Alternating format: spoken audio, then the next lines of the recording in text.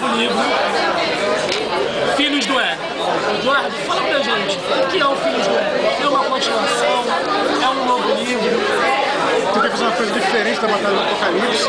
Você passa no mesmo universo de anjos e demônios. A ideia é igual, que é a guerra entre os dois arcanjos, mas dessa vez a gente vai ver a perspectiva dos soldados da guerra, não dos arcanjos, dos grandes generais.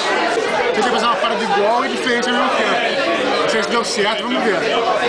Recentemente você faz parte do cast, do Nerdcast, você também participa de outros podcasts, inclusive o Papo na Estante, o Nerd Escritor. E vocês fizeram uma edição agora falando sobre literatura de entretenimento. Você como alguém que já está inserido dentro do ramo, como é que você está enxergando isso para o mercado? Está sendo ótimo, acho que a gente está quebrando um pouco esse preconceito, não só de literatura de entretenimento, como literatura de entretenimento nacional. A nossa geração é uma geração que vem sem preconceitos, está vendo o mercado de outra forma. E tem muitos caras bons aí, tem o Bianco, tem o Dracon, tem o Mata, tem a própria Thalita Rebouças, que é para um público mais adolescente, mas também é literatura de entretenimento. Acho que o mercado só queria ganhar com isso, então é excelente. Você acha que esse nome, né, literatura de entretenimento, que é alguma coisa que pode vir a ajudar, que pode abrir um espaço, mas assim, você vê isso hoje como algo muito específico, para um público muito específico, ou você acha que não, que pode estar lado a lado com outros livros de ficção, de romance, ou você acha que isso está sendo uma coisa realmente voltada para o jovem adulto, para o nerd?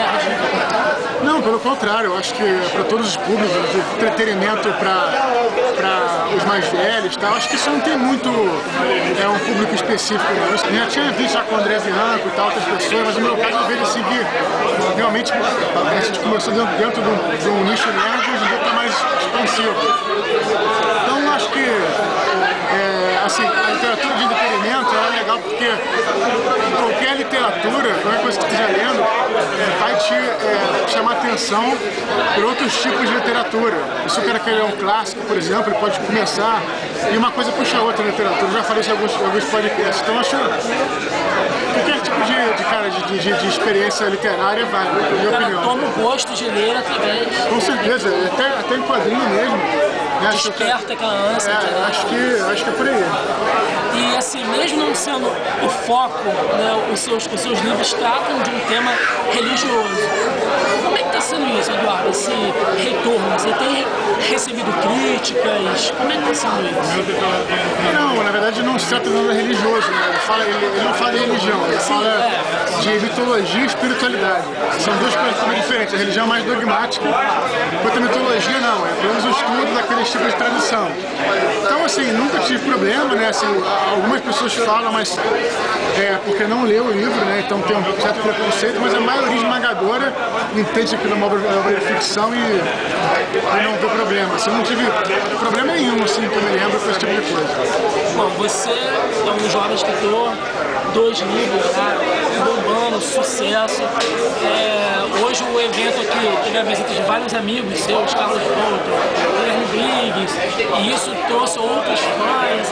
Como que é ter um fã perto de você, assim? Você tem passado na rua, as pessoas, pô, Eduardo, curtiu teu livro, tá bacana e tal. Como é que tá sendo isso, essa experiência? Na rua ninguém nunca me parou, não. Assim. Já pararam sendo redutos nerd, né, quando eu vou, de bateria, ou então loja de action figure e tal. Mas em geral, cara, eu acho que isso aí a gente aprende muito mais com o público do que acho que ele aprende com a gente, entendeu? Então é uma relação assim de via dupla, assim. Então, que a coisa mais importante que tem, acho que pro artista, o público é a coisa mais importante, tenho a menor dúvida disso. Eu até nem entendo como é que um artista pode desprezar o seu público, acontece às vezes, eu acho absurdo. Às vezes o público é o cara que paga o teu salário, se você pensar friamente, né? Os leitores, o teu, né? Então, assim, eu acho muito significativo, cara. Eu acho maneiríssimo porque eu falo com a galera no Twitter, que sempre eu posto, né? Quem te acompanha sabe que você responde no Twitter, no Facebook, que você gosta desse contato, e é um feedback que você pega sempre crescendo. Então acho que isso aí é sempre maneiro, cara. Eu fico muito feliz de ter leitores que são participativos, assim. Pra gente encerrar, o seu blog está com uma agenda gigante, visitas rodando o país inteiro, planos. O que a gente pode esperar do Hotspot daqui a um tempo? Quais são os seus planos depois de passar todo esse evento do livro? Continuar trabalhando, né, nos próximos. É isso, assim, tentar seguir essa carreira e ter outros volumes do Filhos do Éden aí. Então ainda tem muita coisa pra fazer. Eu tento dizer pra galera, não, como é que eu dizer assim, eu não boto um prazo, entendeu? Porque pra poder fazer o trabalho com calma e tranquilamente. E a galera não entende isso, entendeu? Pra fazer, eu não posso colocar um material ruim na minha cara. Tem que ser o melhor possível. Mas vai rolar com certeza e não sei quando, mas vai rolar. Obrigado por aqui. Foi um prazer ter recebido a gente. Obrigado. E essa foi a noite da Campus do Eduardo Spohr, a grande festa nerd.